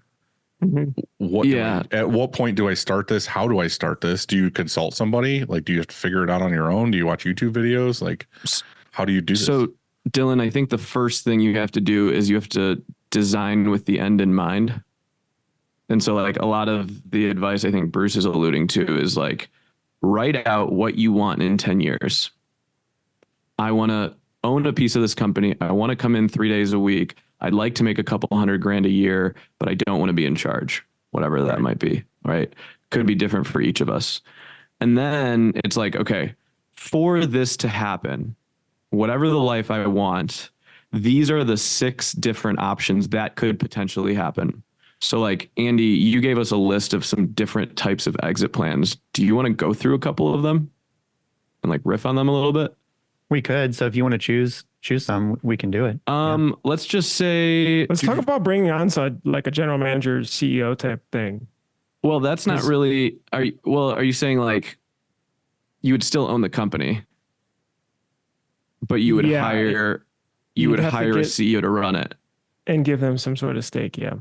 Unless you think that's not considered exit, which that's fine. We can move. I think that's considered an exit. I think that's considered a lifestyle change. I don't know. I think that you could go do something else. Yeah, but to Dylan and also Bruce's point, Dylan, you mentioned something earlier that was like, your shop is on autopilot or can be on autopilot. And are you okay with flatline revenue? And, you know, being in the shop every day, if you're okay with flatline revenue, means that basically it's sort of every day is the same. I mean, yeah, we get in here and we don't know exactly what's about to happen and we put out fires and everything. But what if you are feeling like there's no more personal growth, you know? And so you're just not just business growth, but personal growth. And so you also said that, you know, I want to be the person that takes on this new, you know, technology or that new technology and R&D, these kind of things, you know. And Bruce, you know, you're looking, like you said, you know, you exited and now you're taking some time out and maybe you are working on your next thing, but maybe it's all about personal growth. And when you write those things down, Stephen, you were saying, hey, write down your plan. Like, what do you want to do? What do you want your day to look like? I think it could include still owning your business and just having a CEO, because maybe it should be about personal growth. Maybe that's the most important thing that we're missing, is just like, personally, am I growing? And if you're not, then why are we here? Why are we trying to make the trains run on time? Maybe we shouldn't do that anymore. Well, that's what I was trying to say, is like, when it gets flat, I'm not really super interested, because I like the challenge every day of like, this is a new thing we're working on. Even with the building, like, okay, we're going to redo the front, or we're going to add more rooms, or we're going to do this and do that. Like, I love that shit. Like, I love renovating and like building something. It gets me Dylan, excited. I call that like playing. That's play. Right. Yeah. When you get to just like hack on new projects, whether it's But if I'm not doing that and I'm just sitting here and it's just the normal day-to-day bullshit, that's when I'm not right. interested. So like for me, what, you know, I think that I have, you know, probably 3 years. In 3 years, I don't know if I'll be qualified to be CEO at Campus Inc. And I don't think I want to be. I hope the business is at a point where we can afford to pay a really, you know, a super great salary to a seasoned executive so that I can just play. Like, right. I love live activations right now. I'm working on this like blank stuff in the bookstores. Like, I just want to go play. And like, Steven's in his corner, just playing over there. And you're still on the board. You still see all the numbers, but you just get to do more of what you like to do, exactly. And not the day-to-day bullshit of, you know, whatever. So I think that's one exit plan, is getting the business profitable enough to be able to pay a premium for leadership that you completely trust, so that you can still have a stake in the business, but not be a day-to-day leader. I think that's like, there's one. That's really I think it's about 200K or so. I think once there's enough, maybe 250, I think you can squeeze someone that's pretty good in there. Okay. Because keep in mind, they have to grow. Like their comp is going to be based on growth. Right. So yeah. Clarify that. 200K is their salary, or is that your revenue? What do you mean 200K? Salary, probably, for a seasoned president or executive. Easily. Yeah. I think just someone that's competent enough that can step in, solve the problems like you would, and then be also incentivized and bonused based on additional profitability that they bring in at the end of the year. And that I would imagine someone would be around 200 to 250K. So you'd need that buffer in there. Yeah. Can we talk about a merger with another shop or another business? How might that work? That's what we were talking about earlier, is kind of fitting with the SNS and the Alpha thing. So, okay, I'm going to ask a personal question. Like, Dylan, Andy, have you ever thought about putting your businesses together and having ShirtCon We talk West? about it all the time, but okay. So like, let's just say now, really, you really only merge if you want an end result. Like, maybe one business is not profitable and struggling. One business is better at the other. There's strengths, weaknesses, and there's a good fit. Why would a shop merge? What would it take to merge? What are the things that go through your head for a merger to actually go through? And there have been some in our industry recently, but I don't know. Andy, what do you think of those? I think a merger makes sense for me in some ways. I mean, I would like it to be, I think it would be challenging for Upstate and Shirkong to merge just because of our locations. So I think if I'm looking at someone in my region, let's say, somebody that could be here, you know, that be present. So if I'm merging, I'm looking to exit, because that's what we're talking about. I'm looking to remove myself more. I mean, yeah, maybe at some capacity, a more limited capacity, I'm playing or doing other things, or I'm here if something escalates or whatever that is. But I think that if I'm looking to exit, then a merger can make sense. Because then what? Then you still get that revenue stream. You merge with somebody that's aligned with your values, whether it's your team and also your leadership. And then you cross your fingers and hope that you don't hate each other in like a couple of months, I guess. I think considered that. Like, what is a merger versus then you just selling, I guess, is the. Well, in my opinion, we've seen it. We have friends that have obviously done it, but I've seen other shops that do it, and I talk to them on the side about these kinds of things. And sometimes it's fucking awful. Like, I can tell that this was not a good idea. Or other times it works out really well. And I think the times it works out really well is when, like Andy was saying, like one of the shops is lacking. So if, say, and this isn't a true statement or whatever, but I'm just saying, like, if say me and Andy merged and Andy was really good at production, like I know Andy's good at production because he goes out in the shop and he prints and he knows how to run the press. He knows how to do all this shit, but he fucking hates sales. He hates marketing. He hates the idea of doing new things. He just wants to fucking print awesome shirts. He's really good at that. So say we merged and that would be like, okay, my focus is going to be on sales and marketing and like doing that kind of thing. And Andy is just going to focus on production. And we both come to an agreement that I'm not going to step on your toes and you're not going to, like, I have final say with marketing. He has final say with production. And then that's what we do. We stay the fuck out of each other's hair and we run the company and we grow awesome because we're both really good at those things. But what you're doing is the shared resources is how you're getting ultra profitable. Right. Right. Because Correct. now go ahead. It's a win-win, and it's not just 1 + 1 is 2. It's 1 + 1 is 3 because you exponentially grow in other words. And so you become more than just the two of you become more than that. Right. Like my production levels up because Andy steps in and crushes with my production and his production. And I come in and I go to ShirtCon and I say that we're going to do all this awesome, crazy marketing stuff now. And then their thing grows. Again, this is all fake, but that's how I would see it working really well. But what I see sometimes is like two shops that are in town together and they're like, oh, let's just get together. And then it's just two people butting heads because they all do the same shit. Well, I think there's also like, what kind of debt do you carry? Who's got equipment loans, right? Like there has to be, sometimes there's got to be the bigger shop probably acquiring the smaller shop. And are they doing an asset sale? Or are they getting them out of a bind? Because I think that might be maybe what happens more and more is like, I'm okay at this, but I'd rather just do it with this other company. Right. Can you guys come save me a little bit? Like I would love just a paycheck. Like I want to keep doing this. I just want a paycheck and I don't want to have to worry about everything all the time. Yeah. Do you think that shops are, I think I'll make a statement. More and more today, shops are open to merge with others because they're sick of not making a paycheck or not making a real living. Like this is what I was in business for. How much do you think of it as pride? Like, my pride's going to be hurt if, Upstate turns into ShirtCon.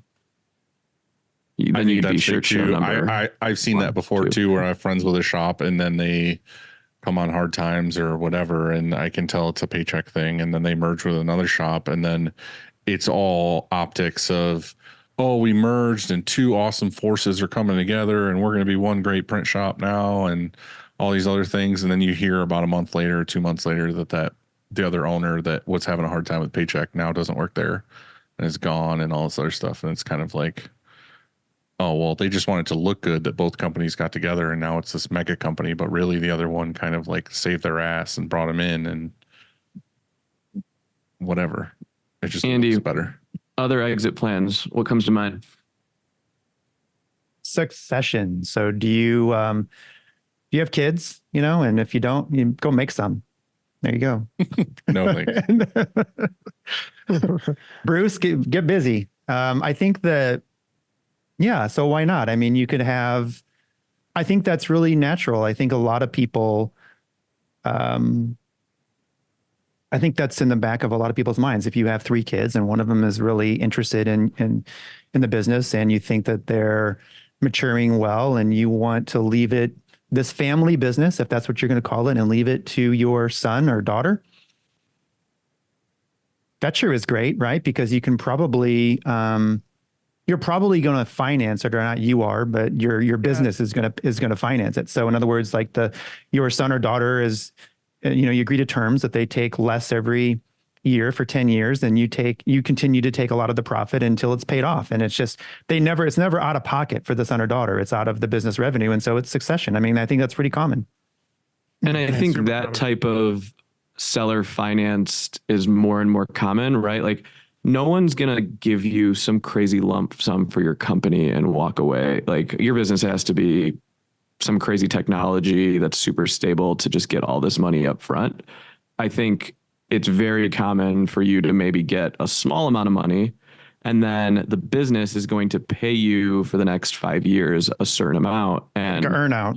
An earn out. Yeah. And so whether it's succession planning or an earn out, you probably for a small business are not getting crazy cash up front, right? No differently than your kid would give you a lot of cash up front. I just don't. Do you guys see it happening? I don't. No, I don't know. I think that's like the easy way out one. Like you're just giving it to your kid to give it to your kid, and you're not expecting much from it. So my business partner, Jed, at the time, I was 22, and he had to put a plan together for me to buy into the company. And so he's like, okay, kid, how much money do you have right now? And I was like, I got 30 grand from selling merch in college. He's like, okay, give me that. That's a third of the equipment. Sweet. Now the goodwill, every year the business is going to pay me and the other partner, and you'll just miss out on that dividend. And the first year it's only going to be $2,000 a person. The next year it'll be $8,000 a person. The third year it'll be $16,000. By the fifth or sixth year it'll be 30 or 40 grand a person, but the business should be much bigger and it'll sweat it off, right? And so there are really unique ways to structure exits, and you can get there's pretty cool ways to do it so that it doesn't hurt the company. That's one way. Andy, have you heard of any others, or Bruce or Dylan? That's a great way. That's a thank you, Jed Swisher. Yeah, that's a really clean way. I guess the only difficulty is if the business can't pay for that. So like the longer the term is, so let's say you're 3 years out, you're 5 years out. Well, that's a long time in the future. You don't quite know what may happen at year 4, year 5. And so you are risking that, loan, we'll call it, of getting it back versus, and maybe that just means the preference is capped at 3 years. Like Steven just knew what campus was going to become. That's why he had no. I would love to. My business partner owns a lot of other companies, like lame businesses, mini warehouses, like electrician companies. And he's like, look, he takes a lot of blue collar people into business.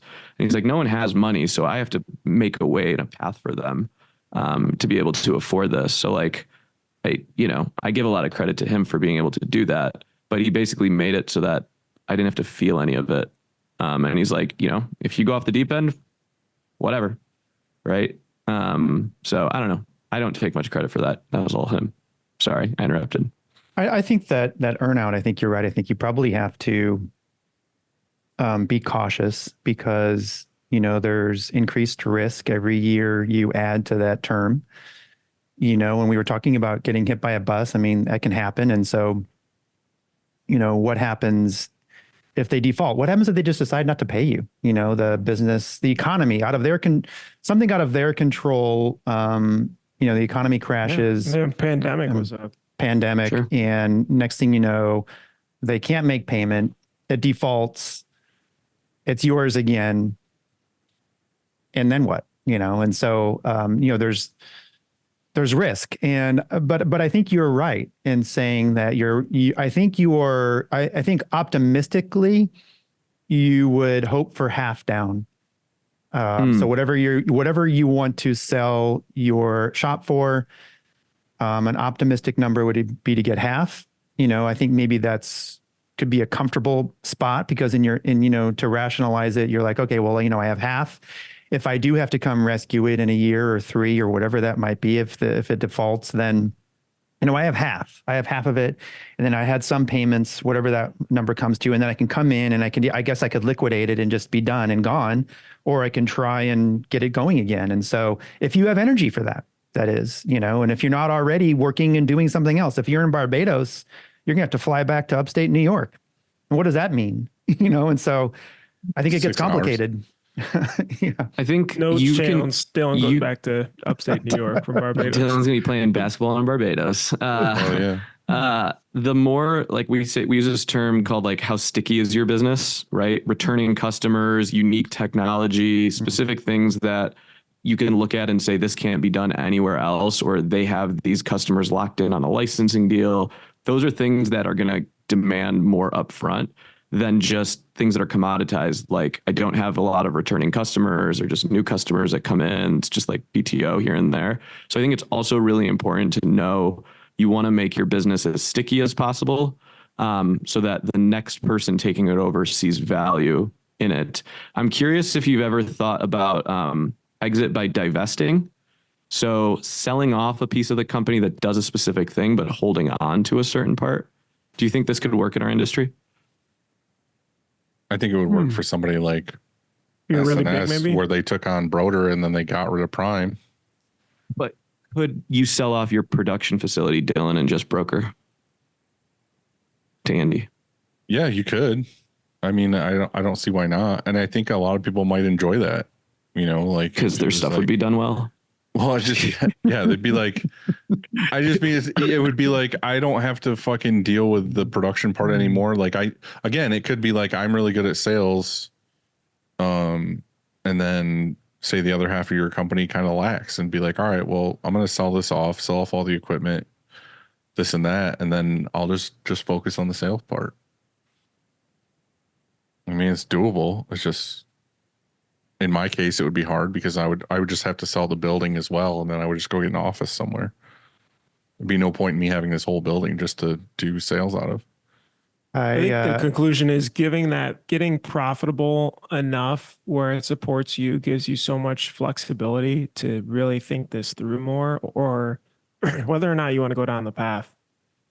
It's just I think we have to talk about the last option and just fuck it and burn it down. Which is happening right now. Collect the Close your insurance. doors.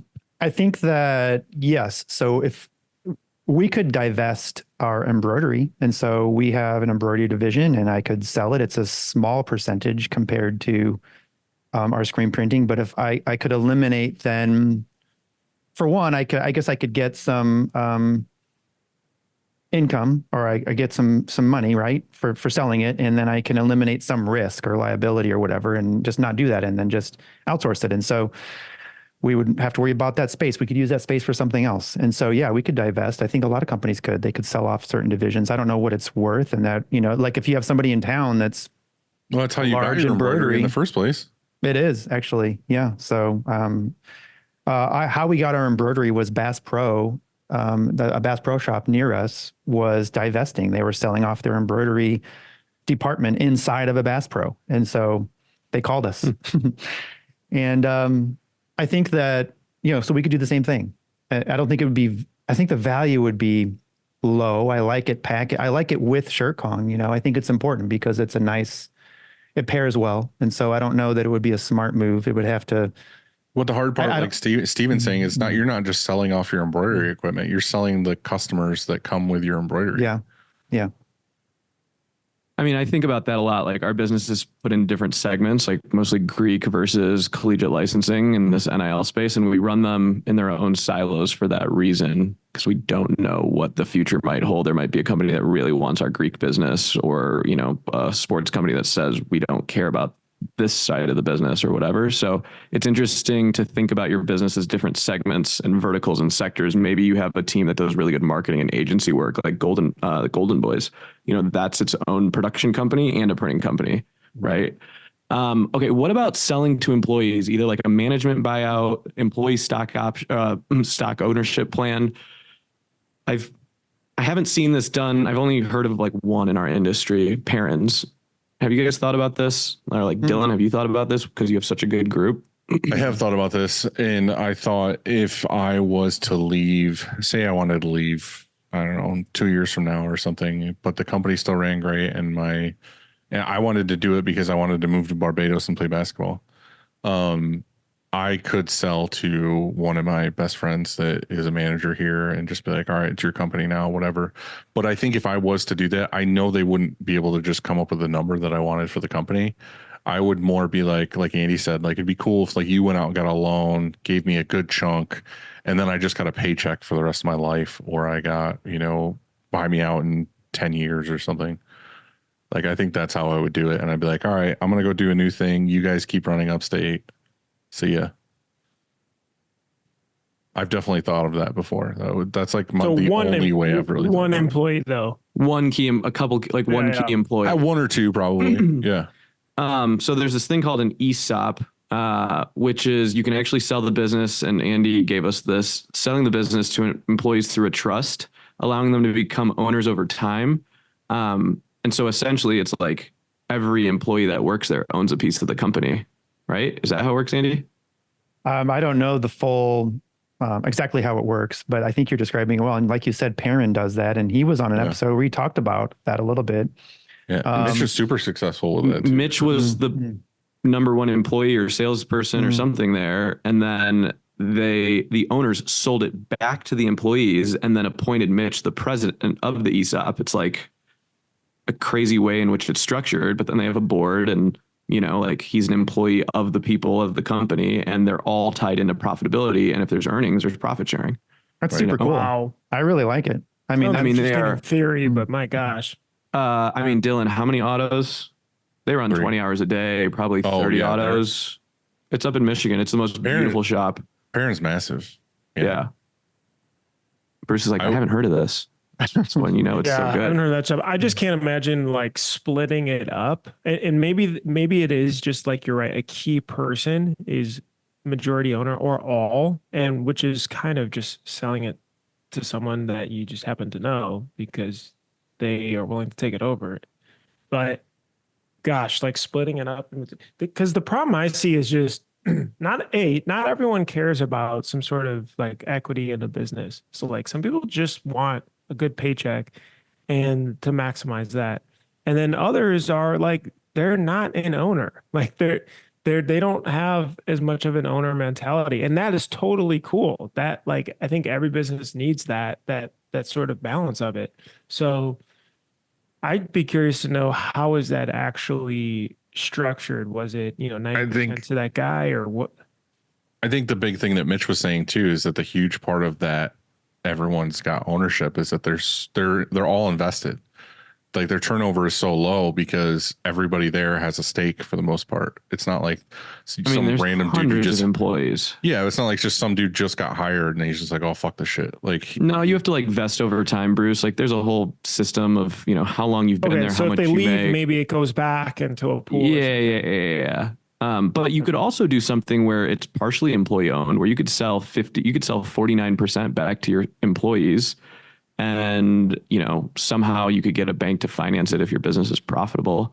I think you would create a board structure that has votes and, powers that be that do it all. But it's not unreasonable for companies to do that. Is that similar to like what like a law firm is, where, there's like partners and all that stuff, and there's profit sharing to all the, at least that's what I see in the TV shows. I just watch Suits. That's the only thing I know about lawyers. It's a great show. Steven, do you can we move to mental challenges when selling a business? Oof. Yes. And I know that we might get a little emo here, but I think it's important. I asked ChatGPT this question and it came up with some good stuff. And so there's the number one that's on there is emotional attachment. And so, we celebrated 15 years here at SureKong last weekend. When I say we, I meant I did. And so, what'd you do? In your office? I actually came in, and it was a Saturday, and we ran our first overtime, not mandatory, optional overtime Saturday. And we came in and I was telling Dylan that I did. I was the first one here. It felt really good. And I was on a press for a little bit and popped a screen. Yeah. Just like old times. Right. Nostalgia. So I think that, here's the thing. Like I came up with this name. As we grew and we scaled, I painstakingly chose every single expansion down to like boards where certain like plywood went and why, and the colors of things. And aesthetically, I wanted to work in a spot that felt good to be in. And so like those decisions were important to me. And they were my decisions. And this is something that I built. And now I go away and this Instagram isn't mine. This name isn't mine. The building, nothing's mine. It's like, they say you're forgotten about in 30 days. Bruce, I didn't forget about you. I still remember you. And that's a weird thought that a few weeks from now, like if I sold this place today, a few weeks from now, there's a new boss and it's not mine, and I have this emotional attachment to this place. And it's, who am I when I hang out with my friends? They're like, yeah, it's Andy Shirkong. Because no, it's not actually. It's not Shirkong. Ew, it's anymore. it's Andy Rudman. I have a tattoo. What's a Rudman? I have a tattoo right here of this place. And so like it's pretty strange It's to not think about. feeling it, Shirkong. I have an example of this. The guy that I bought my building off from had it same kind of thing, like from younger age, grew it. He was known in town for being Hap, the guy who ran the Sportsman's Den. This place sold guns, ammo. The actual shop was an archery range. This was like his thing for forever. It was his identity, the whole thing. He got, pretty damn old and, gave me a handshake deal, saw me as like a young guy who kind of wanted to do the same thing he did, like grew a business in town and did this whole thing. Again, handshaked, fucking one of the best things that ever happened to me. But he refuses to come here. He refuses to come in. He never wants. He's like, I was so like, I see him like once in a while drive by or something. And I'm always like, oh, you want to come in and like see what we've done? Like we literally remodeled the whole office, like all this other stuff. He's just like, can't do it. Don't. He never, like literally since he sold it, he has not stepped foot in this building. And you can't be mad at him for that, right? Like, I'm not at all. I know he doesn't want to see it in a different way. Yeah. So we bought out one of my business partners, and it was his family's business. He grew up in the place. And when he left, it was definitely like super hard for him. And he will come back once a year for 5 minutes. That's it. Like stays at an arm's distance because it's your life, Right. I think it's like, how do you, if you identify that closely with your business, it almost could be a little bit of a red flag. Is it a problem? That's a good question. I mean, we'll go emo here. I saw Blink-182 on Sunday, so we can go really emo. My life into It was awesome. Different approach. But about 4 years ago, I started therapy specifically with one thing to unidentify with the business because Campus Inc. was Steven and Steven was Campus Inc. And I was burning myself out from it and severely depressed by it. And so now Campus Inc. is this place I work at that I love. That's it. And I own it. I'm curious, Andy, in your year of back things, have you detached from Shirkong a little bit?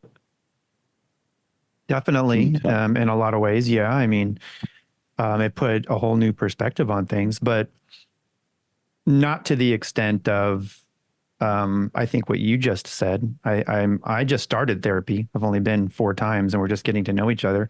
And you know what? So I go there and it's on the 9th floor and I walk into her office and the vibe is awesome. She has these windows and you can see right out over the city and there's a couch and it's very chill.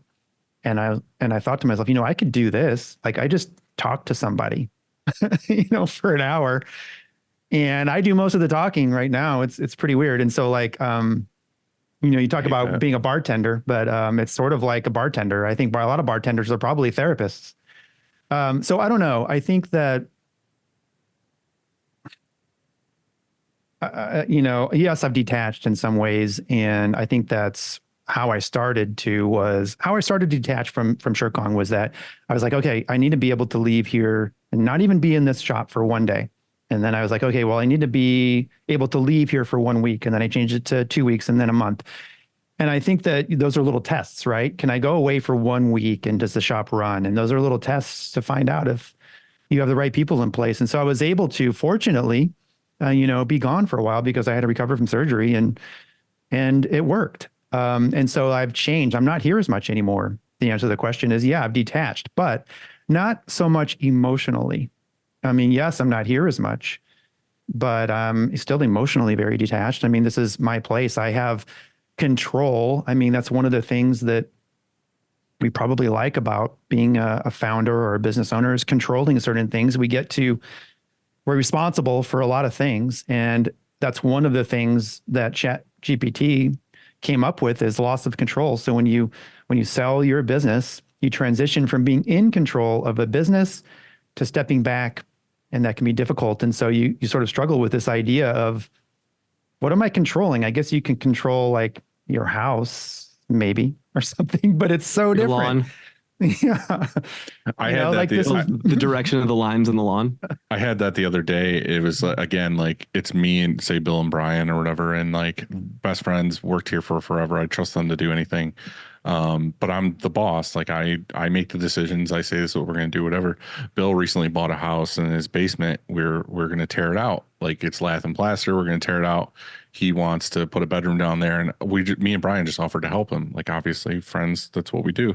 But I found myself the entire time, and I had to apologize to them at the end. I found myself the entire time be like, Brian, why don't you go tear that wall down? And like, Bill, grab some bags over here and let's do this. And like the whole time I was like directing them on how to do shit.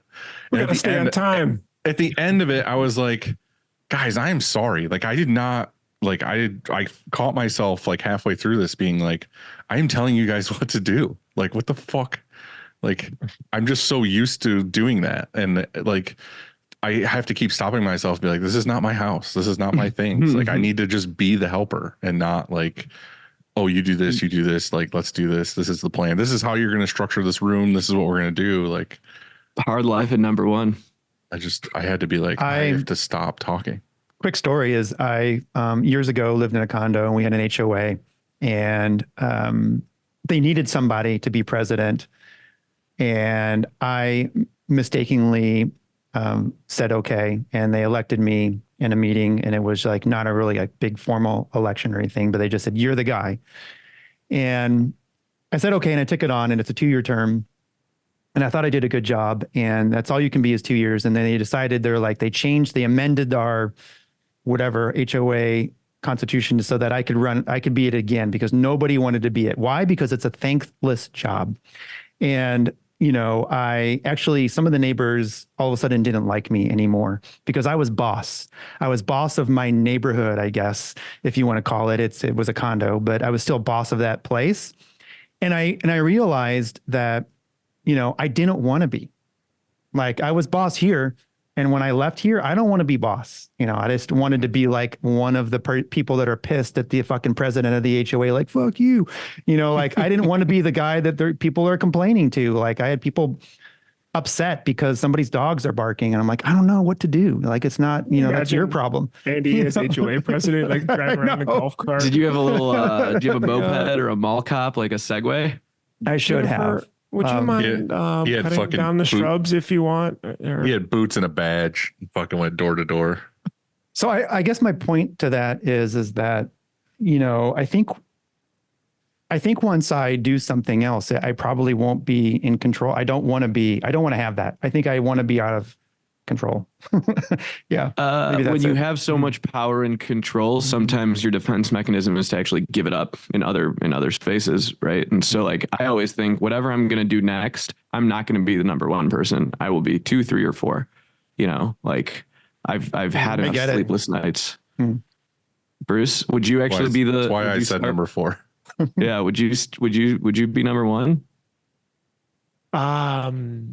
QuickBooks errors and I actually do think I would. Ooh. If I was active in it though. So this is the other question, right? Like, if you wanted to poke around, do something again, like, would you want to be actively the person? And if so, I think yes. Like, I did enjoy being the point person to make the decisions. But if not, because I went through this exercise to really craft like how I want to spend my time. And if not, then I would have to have someone that is able to make the decisions that I trusted. And I think that's where I lean towards, actually, more so than the former.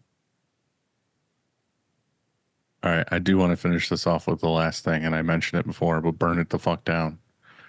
Today, if you were like, I'm done with this, I'm over it, what do you do? Do you just say screw the book of business? Do you sell just the book of business? Do you sell Fire just the sale? equipment, fire sale the equipment off? Like, how do you go about doing that too? If you're just like, I'm done, don't want to deal with this, don't want to do Do you anything. talk to a just wanna get rid of broker? it. Right. What do you do? I also respect that decision. I think that do you, there's only one problem I have with that, and that is your team. I think that I would have to give everybody fair warning and also a bridge or something to another shop here so that they're not all of a sudden unemployed. I think smaller shops probably could get away with this much easier. But I like that idea. There was this artist I once heard of that had this whole collection of art, and they were done with that phase of art, and they actually put it in a pile and burned it. They didn't even sell it. They just burned their art, and they said, I don't care. I don't care about the money from this place. I'm over it. I don't want to do that again. There's musicians that, Robert Plant walked away from Led Zeppelin because he never wanted to play those songs again. He's like, I played these songs 100,000 times. Talk about Blink-182. Tom did the same thing. He's back. But for a while there, he was like, I can't go to another stadium and play that fucking song I wrote when I was 21. I just don't, I'm 40 something now. I don't want to do that anymore. And so I think that there's something to burning it down. That's like the notion of that anyway. It was like the discussion that we had of just like, you don't want to see someone else take your name and do something totally different with it. So you'd rather burn it down than let someone try to do that? Yeah. Or let them run it into the ground. Say they do some horrible cancel culture thing, and then you're like, cool, Shirt Kong's associated with this for forever. Yeah. So I think, Andy, the one thing that you said there is like, I'd have to have something for my employees, or I'd have to figure out like the succession planning for it. While I do think that is insanely important, you as a business owner are super unselfish most of the time. You're like, rarely are we ever selfish. And I think in this one moment, you have to be super selfish and say like, what makes me okay? What makes me happy? And I know that there will be unintended consequences from this, or unintended negative impact from this. And that might harm people, but I have to do what's best for me. And so I think what I hate seeing shops do is carry so much burden to keep staff on, or to buy equipment, or to do all these things for pride purposes, and they bury themselves into something they can't dig themselves out of. And so like, if you have to lay people off, yeah, it sucks, but you're doing it for you because you have to protect yourself first, right? And I think we can't always be that hero. It's okay if you had to shut your doors. Like, yeah, will they be unemployed for a little bit? Yeah, but they're going to get back up and they're going to be fine. They'll figure it out. So like, I don't know. I kind of disagree there that like, you have to really take that onus on yourself. Obviously you want to do best by it, but ultimately what's important. Said the same. The profit first author, when he was speaking to us, is that he says to everyone in the room, he goes, in your business, who is the most important employee? And he like calls on someone and they're like, oh, this guy, Ron, he's so, and he does it a couple times. And then he's like, you're all wrong. It's you as the owner. And so that's the person who should be paid first and taken care of first. Which is exactly what you're saying. But also, yeah, you're right. It is kind of hard to think that through, especially if you're as unselfish as Andy. I don't know about Dylan, but yeah, I don't know. I worry less around about to that. lay drywall. I had to step away from all that stuff. Like, I think you were saying as far as like identifying with the business and the employees and all this other stuff. And like, I've slowly over the years, like stepped back into my own role. But like, Upstate used to be known as Dylan and all this other stuff. And it is locally, and it is like in our just like industry circles and shows and all this other stuff. But like realistically, all the new people that come here know the company as the customer service person they talk to, or just as a brand, not as me. So I kind of have managers now that do all hiring and firing because I am the worst at that. We've talked about this on this before, where like I would feel like if I was to do the burn it down method, I would personally try to get every single person here another job. Sure. Like I would go door to door to be like, oh, you want to work at this place? I'm going in and being like, hey, you need to hire this person. They're great. And fucking like, I feel like I would have to do that. I couldn't just be like, hey guys, here's a 30-day notice. Upstate's gone. Figure it the fuck out. That's fair. Feel like Yeah, I that's would have to fair. do that. I think both of those can be true. Like I think what you said and what Steven said. Right. But you shouldn't like carry an uncertain, like crazy amounts of debt or take on loans just to like, Oh yeah, for sure. yeah, like you need to be selfish. Yeah. And if you But can find them jobs, we have great. all done that. I'm sure where we've all foregone some sort of salary or, or passed on something to pay ourselves instead of putting it either into the business somehow or towards the team first. You know what's really funny? There's been times at Campus Inc. where I've stopped paying myself. And that sucks. It's like not a fun feeling where you're like, I just won't pay myself rent or payroll this month. Like that sucks. And we kind of do that without blinking. Sometimes when our employees or like our leadership team wants to do something and they want to spend on it, I'll just be like, all right, are we all good? We'll just skip next week. We'll just all skip. I'll just skip it on gusto. And they're like, whoa. Like we didn't mean that. And I'm like, okay, like, we take the business to such different degrees than the people we employ. So I think we should also be slightly selfish about it. I don't know. I would never do that, but it's just kind of a funny example I always throw out. Anyways, Andy, do you want to kind of summarize this? notes, Andy GPT, let's go. Sure. We touched on some what is an exit plan. I think we made a really good, clear argument that you should have one. Even if it does correlate somewhat to the age of your business or maybe even the age of you, I think that it's a really good idea to have a plan in place because, you may be hit by a bus, who knows? And I think that probably we also established that most shops don't because like you said, Dylan, at the beginning, that we are DIY and we start, it was just me. So 15 years ago on a Saturday, well, it probably wasn't a Saturday, but 15 years ago, it was just me. And then Joanne started here a week later and there was 2 of us. And so there wasn't always a bunch of us.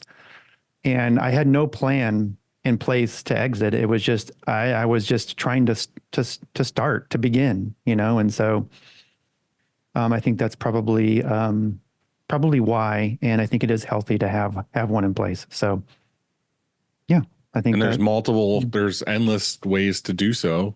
Mm-hmm. But I do really like what Steven said earlier. It's just kind of like, or I think Bruce said too, just like write down where you want to be in 10 years. Like, how do you want to do it? And then slowly figure that out over those 5-10 years or whatever it is. And it really, like, again, I have no plan. This episode's really making me want to write down, I guess, what my true goals are so that I can start working towards them instead of waiting till the last minute and be like, oh, fuck, who's going to buy this shit? Is this shop that you run every day taking a toll on you? Is it taking a toll on your family? Is it causing increased cortisol levels, your blood pressure high? Do you ever get to do anything you want to do? Do you miss out on and sacrifice like tons of opportunity? Do you work, 100 hours a week every single day like I used to? We were open every day. Like I was just trying to survive. Is it all worth it in the end? Like maybe not. And so maybe you just need to be number 4. Maybe you need to merge and step away. I wanted you to say maybe not and then have Chad end the episode. Right there. Maybe not. Just close. Honestly, that should be the intro. That should be cut into the. That should be the intro. I think there are so many. So I think since we recorded these last couple episodes, we did one with Cole, and which I thought was fabulous for him to be vulnerable and share this. I've gotten a ton of people like reaching out. Don't take shame in being vulnerable and knowing that like my business isn't profitable today or I'm struggling with this, because I think like we're all in it together. I think if we all got to look at each other's numbers every day, our conversations would change completely, but we are all in this together. You are not alone. And there's so many resources out there to help for transition planning, succession planning, exit strategies, all that stuff. And it's okay to talk about it. It's not taboo. So, yeah, that's all I got today. We'll do this again next year. Let's This see is where great. we're all at. We're all gone. We're all exited. We're all Whenever in Andy someone. has thoughts and just text fires off thoughts, Yeah. we get So together and do Bruce? it again. I do want to say real quick though, I do feel like off of what Steven said, I do feel like if you're in a spot where you do feel like you're alone or you feel like your business is sucking in some way, like do reach out to people because you might be able to get it fixed. You might have someone help you get through that problem and then your business continues and is awesome. Like I feel like too many people get lost in a certain way and they're like, well, fuck it, it's gone, because they don't reach out. Like think of all the things that we figure out together in our text groups or whatever, or how we get through things, or we say shit that's going wrong. And then it's like, well, actually, do you think about this? And let me put you in contact with this person and so on. So like, I think you should reach out one way or another to feel like if it's a good time to get out or if it's a good time to just pivot and do something different. Yeah. These are great topics, especially because so many things are covered or like how great things are. And so to showcase the other sides that's powerful. Dylan, my guy. Andy. Steven, Bruce, it's been real. Appreciate. Man, I think it's a couple hours almost. But Bruce, please take us out. All right, shirt showers. Thank you guys so much. Print Hustlers, we appreciate you as always. We're so excited to see you guys on the next week's episode of Shirt Show Print Hustlers podcast. I'm Bruce from Printavo signing off. Steven from Campus Inc., Mr. Gilligan, and Andy Rudman. Bye, guys. Bye, guys.